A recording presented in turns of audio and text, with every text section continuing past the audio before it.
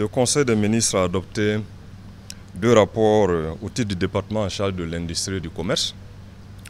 Le premier rapport est un décret portant création d'une société d'économie mixte dénommée Société de gestion du technopôle intégré pharmaceutique de Cocologo. Comme vous le savez, notre pays importe pour environ 99% de ses besoins en produits pharmaceutiques, estimés à plus de 130 milliards de francs CFA pour ce qui concerne les médicaments seulement. Et le constat qui est fait aussi est la disponibilité et l'accessibilité des produits de qualité constitue toujours une préoccupation majeure, à tel point que des instructions ont été données par les plus hautes autorités de l'État de travailler à rendre réel le projet, ce grand projet d'envergure de création du technopôle pharmaceutique intégré de Cocologo.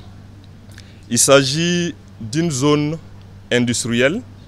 qui va s'étendre sur environ 78 hectares dédiés à la recherche et développement, à la production entrepreneuriale et industrielle des produits pharmaceutiques dans notre pays afin de les rendre accessibles et disponibiliser des produits de grande qualité. Et la société d'économie mixte qui est créée pour prendre en charge la réalisation de cette infrastructure industrielle importante est une société au capital social qui est arrêtée à 5 milliards de francs CFA, détenue à 98% par l'État et à 2%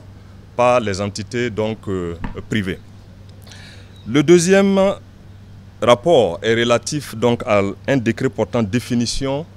des critères d'octroi des primes de bilan dans les sociétés d'État et les établissements publics de prévoyance sociale. Le chef de l'État a amorcé la prise de décision forte en vue de rationaliser les charges et les dépenses qui sont constatées dans les entités publiques de l'État afin d'y dégager des économies qui pourront être investies dans la réalisation d'infrastructures sociales de base pour le bien-être des Burkinabés. Et le constat qui avait été fait, c'est que pour ce qui concerne les primes de bilan octroyées au niveau des sociétés d'État et des EPPS, il n'existait pas un cadre réel d'encadrement de ces primes, à tel point qu'il y avait des disparités d'une entité à l'autre en termes de montants dédiés et du nombre de mois de primes octroyées au personnel. L'adoption de ce décret permet de définir désormais des critères harmonisés, uniques pour l'ensemble des entités publiques, d'octroi des primes de bilan. Et désormais, la prime de bilan n'est possible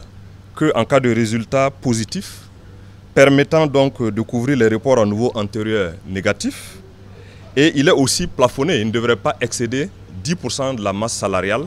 et 15% du résultat net réalisé par l'entité donnée. Et la prise de ce décret définit les critères d'octroi de la prime de bilan dans les entités d'État, les sociétés d'État et les EPPS, permettra de faire des économies d'environ 4,2 milliards de francs CFA qui seront réinvestis, comme je l'ai indiqué, dans la réalisation d'infrastructures sociales pour améliorer le bien-être et les conditions de vie des Burkinabés.